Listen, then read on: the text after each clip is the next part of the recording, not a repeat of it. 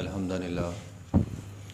الحمد لله نحمده ونستعينه ونستغفره ونعوذ بالله من شرور أنفسنا ومن سيئات أعمالنا من يهده الله فلا مضل له ومن يضلل فلا هادي له أشهد أن لا إله إلا الله وحده لا شريك له وأشهد أن محمدا عبده ورسوله۔ یہ صفحہ نمبر 42 اور آیت نمبر 155۔ اعوذ باللہ من الشیطان الرجیم، بسم اللہ الرحمن الرحیم، وَلَنَبْلُوَنَّكُمْ بِشَيْءٍ مِّنَ الْخَوْفِ وَالْجُوعِ وَنَقْصٍ مِّنَ الْأَمْوَالِ وَالْأَنفُسِ وَالثَّمَرَاتِ وَبَشِّرِ الصَّابِرِينَ۔ وَلَنَبْلُوَنَّكُمْ، اور البتہ ہم ضرور آزمائیں گے تم کو، بِشَيْءٍ، کسی بھی چیز کے ساتھ، من الخوف، خوف دے کر بھی، والجوع، بھوک دے کر بھی، ونقص من الاموال، مالوں میں کمی کر کے، والانفس، اور جانیں قبض کر کے، والثمرات، اور پھلوں میں کمی کر کے بھی آزمائیں گے تم کو۔ وبشر الصابرین، اور ہاں جو اس آزمائش پہ صبر کرے گا تو صبر کرنے والوں کے لیے پھر خوشخبری بھی ہے۔ وَلَنَبْلُوَنَّكُمْ بِشَيْءٍ مِّنَ الْخَوْفِ وَالْجُوعِ وَنَقْصٍ مِّنَ الْأَمْوَالِ وَالْأَنفُسِ وَالثَّمَرَاتِ وَبَشِّرِ الصَّابِرِينَ۔ اللہ رب العزت نے پیچھے ہمیں حکم دیا تھا دین پر چلنے کا، تو فرمایا دین پر چلو گے تو تمہاری آزمائش بھی آئے گی۔ سعد بن ابی وقاص رضی اللہ تعالیٰ عنہ فرماتے ہیں، نبی علیہ الصلوۃ والسلام سے پوچھا گیا، اے اللہ کے رسول، آزمائشیں سب سے زیادہ کن کی ہوتی ہیں؟ تو فرمایا نیک لوگوں کی۔ تو فرمایا یہی وجہ ہے کہ انبیاء کی آزمائشیں سب سے زیادہ ہوئی ہیں، اور فرمایا میری آزمائش سب انبیاء سے زیادہ ہوئی ہے۔ نبی علیہ الصلوۃ والسلام کی آزمائشیں سب انبیاء سے زیادہ ہوتی تھی۔ نبی علیہ الصلوۃ والسلام کو بخار ہوتا تھا، صحابہ کرام کہتے ہیں اللہ کے رسول آپ کو اتنا تیز بخار جتنا 2 لوگوں کو ہوتا ہے؟ فرمایا ہاں، مجھے اتنا تیز بخار ہوتا ہے جتنا 2 لوگوں کو بخار ہوتا ہے۔ صحابی نے کہا اللہ کے رسول پھر آپ کو اجر بھی دوہرا ملے گا؟ تو فرمایا یہ تو پھر ایسے ہی ہے، آزمائش بڑی ہے تو اجر بھی بڑا ہے۔ تو جس انسان کے اندر جتنی نیکی زیادہ ہوتی ہے، تقوی زیادہ ہوتا ہے، اس کی اتنی بڑی آزمائش ہوتی ہے، اور پھر صبر کرنے پر اتنا ہی بڑا اسے اجر بھی ملتا ہے۔ تو فرمایا دین کے راستے پر چلو گے آزمائش تمہاری ہوگی۔ وَلَنَبْلُوَنَّكُمْ بِشَيْءٍ مِّنَ الْخَوْفِ، سب سے پہلے ہے خوف، خوف سے ہم تمہیں آزمائیں گے۔ تو اللہ تعالیٰ نے خوف سے آزمایا۔ مکہ کے اندر بھی خوف تھا، صحابہ کرام کو ظلم ہوتا تھا صحابہ کرام پہ۔ مدینہ میں چلے گئے، مدینہ میں جا کے خوف اور بڑھ گیا۔ پہلے تو صحابہ کرام نئے مدینے میں آئے تھے، بے یار و مددگار تھے، کچھ بھی نہیں تھا، سارا کچھ مکہ میں چھوڑ آئے۔ انصار کو بھائی بھائی بنا دیا۔ ابھی یہ بھائی بھائی کا سلسلہ چلا نہیں تھا تو غزوہ بدر شروع ہو گئی۔ ابھی یہ بدر کا زخم ختم نہیں ہوا تھا تو احد شروع ہو گئی، پھر ساتھ ہی خندق۔ یعنی اتنا خوف ہوتا تھا کہ ایک حدیث میں آیا ہے کہ نبی علیہ الصلوۃ والسلام فرما رہے تھے صحابہ کو، خاص طور پہ صحابہ کرام کو مخاطب کیا کہ اے میرے صحابہ، آج رات کوئی پہرا دے دے میں آرام سے سو سکوں، اتنے دن ہو گئے میں سویا ہی نہیں ہوں۔ سعد بن ابی وقاص رضی اللہ تعالیٰ نے پہرا دیا اور نبی علیہ الصلوۃ والسلام پھر آرام سے سو سکے۔ یہ بخاری کی حدیث ہے۔ سونے کے لیے بھی وقت نہیں ہے صحابہ کرام کے پاس۔ ہنالک ابتلی المؤمنون وزلزلوا زلزالا شدیدا، سورہ احزاب کے اندر ہے۔ اللہ تعالیٰ فرماتے ہیں ہم نے صحابہ کرام کی آزمائش کی اور خوب آزمائش کی، ہم نے ان کو ہلا کے رکھ دیا۔ تو صحابہ کرام پہ مدینہ میں خاص طور پہ غزوہ خندق تک بہت بڑا خوف تھا۔ ہر وقت انہیں ڈر رہتا تھا کہ کوئی باہر سے حملہ نہ کر دے ہم پر۔ ایک دفعہ مدینہ میں رات کو زوردار آواز آئی، جس طرح کوئی آواز ہوتی ہے کسی دھماکے وغیرہ کی، زوردار آواز آئی، لوگ سارے اکٹھے ہو گئے۔ لوگ اکٹھے ہو کر اس دھماکے جہاں سے آواز آئی تھی نا وہاں اس طرف جا رہے ہیں، لوگ جا رہے ہیں، نبی علیہ الصلوۃ والسلام وہاں سے واپس آ رہے ہیں۔ آپ لوگوں سے پہلے چلے گئے وہاں پہ، یعنی لوگ تو سوئے تھے، دھماکے کی آواز سنی، اٹھے، اکٹھے ہوئے، پھر گئے۔ نبی علیہ الصلوۃ والسلام سو ہی نہیں رہے تھے، آپ جا رہے تھے، جیسے دھماکہ ہوا فوراً گئے وہاں پہ، اور وہاں پہ جا کر دیکھ کے آئے۔ اور نبی علیہ الصلوۃ والسلام واپس آ رہے تھے، آپ نے صحابہ کرام کو فرمایا صحابہ کرام پریشان ہونے کی ضرورت نہیں ہے، میں دیکھ آیا وہاں پہ کچھ نہیں ہے، ویسے ہی آواز آئی تھی۔ تو یہ حالت تھی مدینہ میں رہنے والے لوگوں کی، خاص طور پہ غزوہ خندق تک۔ پھر خندق کے موقع پر تو پورا عرب جو دشمن تھا وہ سارا اکٹھا ہو گیا کہ اب ہم مدینے کو نہیں رہنے دیں گے، صفحہ ہستی سے یہ شہر مٹا دیں گے۔ لیکن اللہ رب العزت نے مسلمانوں کو پھر وہاں سے بھی بچایا۔ تو یہ خوف تھا، تو خوف ہم نے تو خوف دیکھا ہی نہیں ہے۔ آج ہم خوف کہہ سکتے ہیں فلسطین والوں کو، وہ غزہ والوں کو، کہ انہیں پتہ نہیں ہوتا کس لمحے میزائل آئے گا اور ہم ختم ہو جائیں گے۔ یہ جو اس وقت غزہ والوں کی صورتحال ہے نا، یہ صورتحال اس وقت مدینہ والوں کی ہوتی تھی۔ ہم نے تو کبھی خوف دیکھا ہی نہیں، ہم تو آرام میں اپنے گھروں میں سوتے ہیں، دکانوں پہ کام کرتے ہیں، ہمیں تو اس قسم کا کوئی خوف ہے ہی نہیں۔ الحمدللہ ہم ایک آزاد ملک میں ہیں۔ آج میں یہ سمجھتا ہوں بہت سارے لوگ جو آج ملک پاکستان پر باتیں کرتے ہیں کہ ہمیں کیا آزادی ملی ہے، ہمیں آزادی نہیں ملی، شاید وہ اللہ تعالیٰ کی اس نعمت کی ناقدری کرتے ہیں کہ ہم کس قدر امن میں ہیں۔ ہم جیسے بھی ہیں، ہمارا ملک جیسا بھی ہے، قطع نظر اس سے جو بھی ہو رہا ہے ہمارے ملک میں، لیکن پھر بھی امن ہے۔ ہم آرام سے گھروں میں سو سکتے ہیں، آرام سے کام کاج کر سکتے ہیں۔ اس لیے انسان اللہ تعالیٰ کی نعمت کی ناشکری نہ کرے، انسان اتنی نعمتوں کی ناقدری نہ کرے، اللہ تعالیٰ یہ نعمت ہی لے لے، پھر حالت وہ غزہ والی ہو جائے اور پھر ہمیں اس نعمت کا احساس ہو۔ تو بہرحال پہلا اللہ تعالیٰ فرماتے ہیں ہم خوف دے کر بھی بعض اوقات آزماتے ہیں، والجوع، اور ساتھ بھوک دے کر بھی آزماتے ہیں۔ وہ کیا ہوتی ہے؟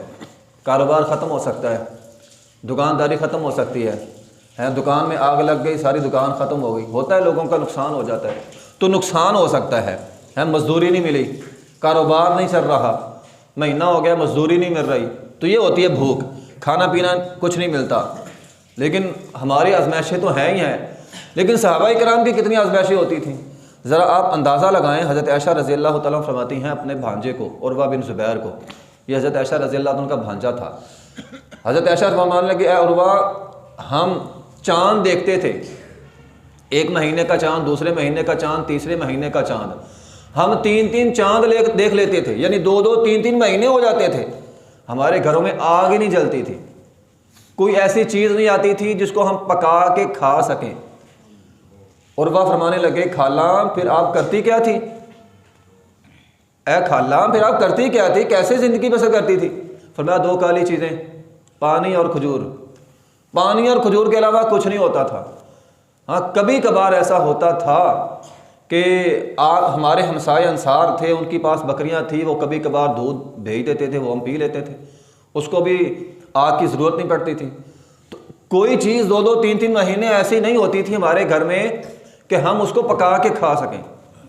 پھر ایک حدیث میں آیا ہے کہ نبی علیہ الصلوۃ والسلام جب تک زندہ رہے، نبی علیہ الصلوۃ، بعد میں تو اللہ تعالیٰ نے مسلمانوں کو بڑی فتوحات دیں، خاص طور پہ عمر بن خطاب رضی اللہ عنہ کے زمانے میں، تو پھر تو بڑا مال آ گیا تھا۔ نبی علیہ الصلوۃ والسلام جب تک زندہ رہے ہیں، آپ کا گھرانہ، جو 9 گھرانے تھے، آپ کے 2 بیویاں فوت ہو گئی تھی، 9 گھرانے تھے نبی علیہ الصلوۃ والسلام کے، 9 گھرانوں نے کبھی بھی 3 دن لگاتار پیٹ بھر کر کھانا نہیں کھایا جب تک نبی علیہ الصلوۃ والسلام زندہ رہے۔ یہ ان گھرانوں کی جو ہے وہ صورتحال ہوا کرتی تھی۔ تو بہرحال نبی علیہ الصلوۃ والسلام، یہ تو نبی علیہ الصلوۃ والسلام کا گھرانہ ہے، اور پھر صحابہ کرام کی بھی ایسی ہی حالت ہوتی تھی۔ ابو ہریرہ رضی اللہ تعالیٰ عنہ ایک دفعہ، اب دیکھیں ایک تو غربت ہے، ایک تو بھوک ہے، پھر مانگنا بھی کسی سے نہیں ہے، پھر کسی سے مانگنا بھی نہیں ہے، سفید پوشی کا عالم آپ دیکھیں۔ ابو ہریرہ رضی اللہ تعالیٰ عنہ ایک دن بھوک سے نڈھال ہوئے پڑے، عمر بن خطاب رضی اللہ تعالیٰ عنہ آئے، ان سے کہا مجھے سورہ دہر کی وہ آیت نمبر 8 تو سنا دیں۔ وَيُطْعِمُونَ، انہوں نے سنا دی، وَيُطْعِمُونَ الطَّعَامَ عَلَىٰ حُبِّهِ مِسْكِينًا وَيَتِيمًا وَأَسِيرًا، اللہ تعالیٰ فرماتے ہیں سمجھا بھی دیا، یتیموں مسکینوں کو کھانا کھلاؤ، قیدیوں کو کھانا کھلاؤ، یہ آیت پڑھ کے سنا دی، سمجھا دیا اور چلے گئے۔ اب ابو ہریرہ کو تو بھوک لگی ہوئی تھی، اب یہ نہیں کہا کہ مجھے کھانا دو، مانگا نہیں کچھ، صرف آیت کا مطلب پوچھا۔ تھوڑی دیر بعد تھوڑا سا آگے چلے، بھوک سے نڈال ہو کر گر گئے، غشی آ گئی۔ میرا نہیں خیال آج تک ہم پہ ایسی صورتحال ہوگی کہ بھوک کی وجہ سے ہم پر غشی آئی ہو۔ میرا تو نہیں خیال ایسا صورتحال ہوگی۔ بہرحال ابو ہریرہ رضی اللہ تعالیٰ بھوک سے نڈال ہو گئے، نبی علیہ الصلوۃ والسلام آئے، اٹھایا، آپ علیہ الصلوۃ والسلام حالت پہچان گئے، پہچاننے کے بعد آپ اپنے گھر لے گئے، وہاں جا کر نبی علیہ الصلوۃ والسلام نے دودھ پلایا، 1 مرتبہ 2 مرتبہ 3 مرتبہ۔ ابو ہریرہ فرماتے ہیں رضی اللہ تعالیٰ عنہ میں نے خوب پیٹ بھر کر دودھ پی لیا۔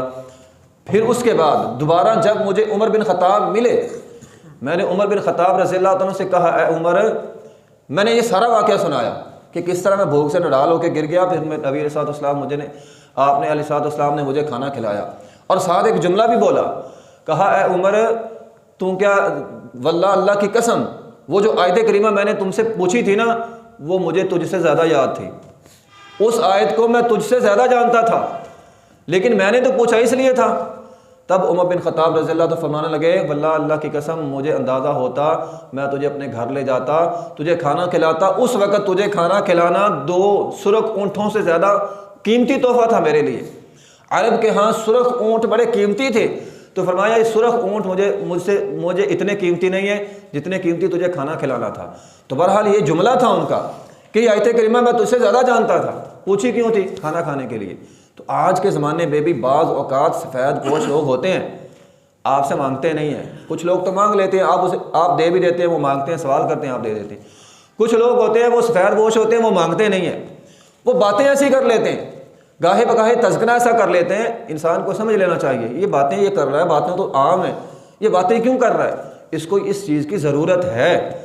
تو صحابہ کرام ایسا کرتے تھے۔ تو بہرحال یہ ایسی صورتحال ان پر تھی، ان کے گھروں میں ایسی صورتحال تھی۔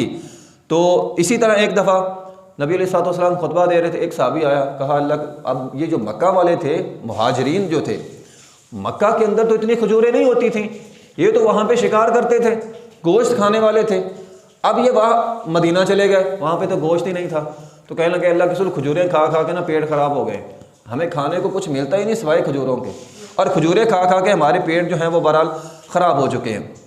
تو ایسی صورتحال وہاں پہ تھی۔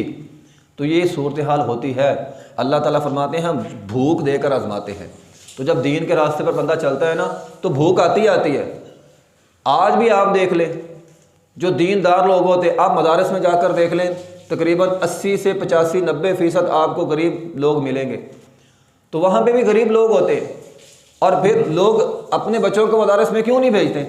مولوی بنا دیا تو کیا کریے گا، زیادہ سے زیادہ مسجد کا مولوی بن جائے گا، بھوک سے نڈال رہے گا، ملے گا کچھ نہیں اسے۔ ہم اس کی بجائے دنیا داری پڑھا لیتے ہیں، اچھی نوکری مل جائے گی، ہم اچھی نوکری کی بات تو کر لیتے ہیں، لیکن یہ جو مسئلہ ہے نا، اللہ تعالیٰ دینداروں کو آزماتا ہے، آزمائش ضرور آتی ہے، دنیا میں آتی ہے نا، دنیا میں بھوک مل جائے گی، لیکن بندہ صبر کرے گا، وبشر الصابرین، اللہ تعالیٰ خوشخبری بھی دیتے ہیں۔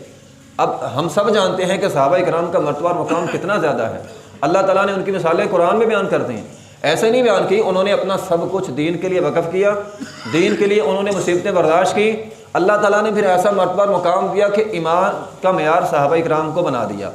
تو بہرحال فرمایا من الاموال، ہم مالوں میں کمی بھی کریں گے، مالوں میں کمی بھی ہوتی تھی، صفہ والے، ابو ہریرہ رضی اللہ عنہ فرماتے ہیں 70 لوگ ایسے تھے صفہ والے جن کے پاس چادر نہیں تھی اوپر اوڑھنے کے لیے، ہاں چھوٹی سی چادر ہوتی تھی جس کو اپنے اگر اوپر لیٹتے ہیں باندھ لیتے ہیں تو رات کو سونے کے لیے چادر کوئی نہیں، ایک ہی چادر ہے، یا تو رات کو سونے کے لیے اوپر لے کر سو جائے یا پھر لک پہ باندھ لے، اور بعض لوگوں کے پاس اتنا چھوٹا کپڑا ہوتا تھا، ابو ہریرہ رضی اللہ عنہ فرماتے ہیں انہوں نے ایسے لپیٹ کے نا ہاتھ سے پکڑا ہوتا تھا، باندھنے کے لیے بھی نہیں ہے کپڑا، وہ ہاتھ سے پکڑا ہوتا ہے کہ کہیں ہمارا سطر نہ کھل جائے۔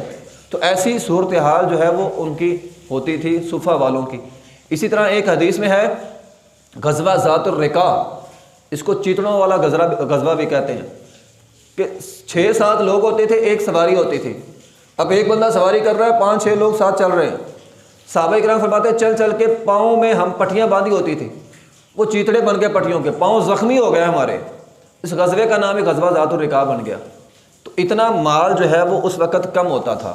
والانفس، جانوں میں کمی تھی، مال فوت، نبی علیہ الصلوۃ والسلام کے اپنے بیٹے فوت ہو جاتے تھے، ابراہیم آپ کا بیٹا فوت ہو گیا، نبی علیہ الصلوۃ والسلام کا نواسہ ہے، آخری لمحات میں ہے، زینب رضی اللہ تعالیٰ عنہ آپ کی بیٹی نے پیغام بھیجا آپ گھر آئیں، نبی علیہ الصلوۃ والسلام نے کہا کوئی بات نہیں، خیر اللہ کی امانت لے لی، قسم دے کر بھیجا، کہا ابا جان آپ کو قسم ہے اللہ کی آپ ضرور گھر آئیں۔ نبی علیہ الصلوۃ والسلام گھر آئے، وہ چھوٹا سا بچہ آپ نے اپنی گود میں ڈالا ہوا ہے، وہ آخری لمحات میں نبی علیہ الصلوۃ والسلام کی آنکھوں سے آنسو آ گئے۔ صحابہ کرام نے کہا اللہ کے رسول آپ کی آنکھوں سے آنسو؟ فرمایا یہ رحمت کے آنسو ہے، یہ رحمت کے آنسو ہے، یہ آ جاتے ہیں، یہ کوئی نوحہ وغیرہ نہیں ہے۔ تو جانوں میں کمی بھی ہوئی، آپ کے عزیز و اقارب آپ کے ہاتھوں میں فوت ہوئے، ٹھیک ہے، تو بعض اوقات جانوں میں کمی بھی آ جاتی ہے۔ والثمرات ہے، پھلوں میں کمی، غزوہ تبوک ہے، پکی فصلیں، پکے باغات، پھل پکے ہوئے ہیں، فصلیں پکی ہوئی ہیں، لیکن نبی علیہ الصلوۃ والسلام نے اعلان کر دیا جہاد کرنا ہے، چھوڑ دو ساری فصلیں۔ اب کسانوں کی روزی روٹی ہوتی ہے، صرف کسان ہی نہیں بلکہ پورے معاشرے کی روزی روٹی فصل پر ہوتی ہے۔ فصل تیار ہو، گندم تیار ہو بالکل، اور حکم ہو جائے ساری چھوڑ دو، تو کھانا کہاں سے ہے؟ برا مستقبل روزی روٹی کا فصلوں پہ ہوتا ہے، لیکن صحابہ کرام کو حکم ہوا چھوڑ دو سارا کچھ، انہوں نے چھوڑ دیا، انہوں نے قربانی دے دی۔ تو یہی تو معیار ہے صحابہ کرام کا۔ تو بہرحال اسی طرح بخاری کے اندر حدیث موجود ہے، صحابہ کرام کو نبی علیہ الصلوۃ والسلام نے بھیجا، 300 صحابہ کرام تھے، ایک غزوے کے لیے بھیج دیا۔ اب یہ 300 صحابہ کرام ایک غزوے کے لیے جا رہے ہیں، ان کے پاس جو بھی کھانے کے لیے تھا کھاتے رہے۔ امیر لشکر جو تھے ابو عبیدہ بن جراح، ان کو پتہ چلا کہ لشکر کے پاس کھانا پینا ختم ہو گیا۔ انہوں نے حکم دیا کہ جس کے پاس جو کچھ ہے نا، یہاں ایک چادر بچھا دی، اس کے اوپر لا کے رکھ دے۔ اب جس کے پاس جو کچھ بھی تھا، کیا کچھ تھا، کھجوریں تھیں سب کے پاس، وہ 2 تھیلے کھجوروں کے بن گئے۔ ابو عبیدہ بن جراح ان تھیلوں میں سے اپنا سب کو بانٹ کے کھجوریں دینے لگے۔ کھجوریں جب کم ہونے لگی تو ایک دن کی ایک کھجور، صرف ایک دن کی ایک کھجور ملتی تھی انہیں۔ اچھا صحابہ کرام فرماتے ہیں جب وہ ایک کھجور بھی ختم ہو گئی نا، تب ہمیں احساس ہوا کہ ایک کھجور بھی کتنی قیمتی تھی۔ ہمارے گھروں میں بہت ساری چیزیں ہوتی ہیں، پڑی ہوتی ہیں، ہم کہتے ہیں یہ تو فضول چیزیں ہیں۔ اللہ نہ کرے جب مصیبت آتی ہے پھر وہی چیزیں ہمیں قیمتی لگنے لگتی ہیں۔ تو صحابہ کرام فرماتے ہیں وہ جو ایک کھجور جس کو ہم پہلے کھاتے تھے نا، بھی کیا صرف ایک ہی کھجور، 24 گھنٹوں میں صرف ایک ہی کھجور، ہمیں احساس اس وقت ہوا جب وہ ایک کھجور بھی ختم ہو گئی۔ ہم نے کہا چلو پہلے ایک تو ملتی تھی نا، اب تو ایک بھی نہیں مل رہی۔ تو صحابہ کرام کی یہ حالت تھی۔ اللہ تعالیٰ نے والانفس والثمرات، پھلوں میں کمی تھی، لیکن وبشر الصابرین، پھر جو لوگ صبر کرتے ہیں اللہ تعالیٰ دیتے بھی ہیں۔ پھر وہی لشکر آگے گیا، آگے انہیں ایک مچھلی ملی، وہ مچھلی اتنی بڑی تھی پورا لشکر 18 دن اس کو کھاتا رہا۔ پھر اس کی وہ جو اس کے اندر وہ جو کانٹے ہوتے ہیں، ایک کانٹے کو انہوں نے کھڑا کیا، وہ اتنا بڑا تھا کہ اس کے نیچے ایک سوار اونٹ گزر گیا۔ پھر انہوں نے اس کا گوشت اپنے پاس رکھا بھی، پھر اس کو وہ کھاتے بھی رہے۔ پھر اللہ تعالیٰ ایسی کرامات جو ہے وہ نکلتی بھی ہیں۔ تو بہرحال اللہ تعالیٰ پھر مدد بھی کرتے ہیں۔ اگر دنیا میں مدد نہ بھی ہو، وبشر الصابرین، کل قیامت کے دن اللہ تعالیٰ صبر کرنے والوں کو ضرور نوازتا ہے۔ تو دین کا راستہ مشکل ضرور ہے۔ جس انسان پہ آزمائشیں آتی ہیں وہ پریشان نہ ہو۔ آزمائشیں ہم سے زیادہ صحابہ کرام پر آئیں، اور صحابہ کرام سے زیادہ انبیاء پر آئیں، اور انبیاء سے زیادہ نبی علیہ الصلوۃ والسلام پر آئیں۔ تو آزمائشیں آنا، مصیبتیں آنا، ہمارے ہاں بعض اوقات یہ سمجھ لیا جاتا ہے اس پر مصیبتیں بہت ہیں، اس پر اللہ کی پکڑ ہے۔ ہم سمجھتے ہیں آزمائشیں اللہ کی پکڑ ہے، تو یہ تو سب پر آتی ہیں، دینداروں پر بھی آتی ہیں، تو جو دین پہ راستے پر نہیں چلتے آتی تو ان پر بھی ہیں۔ تو فرمایا وَلَنَبْلُوَنَّكُمْ، ہم تو تم کو ضرور آزمائیں گے، یہ قرآن ہے، ہم ضرور آزمائیں گے تم کو۔